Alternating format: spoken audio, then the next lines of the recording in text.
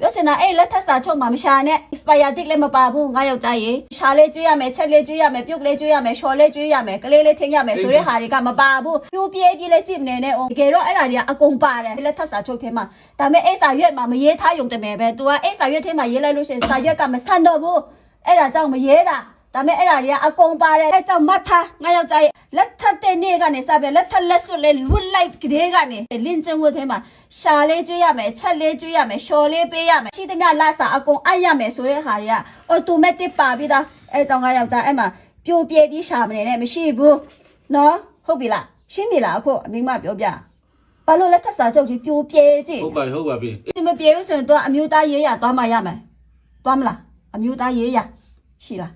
စင်ကောင်း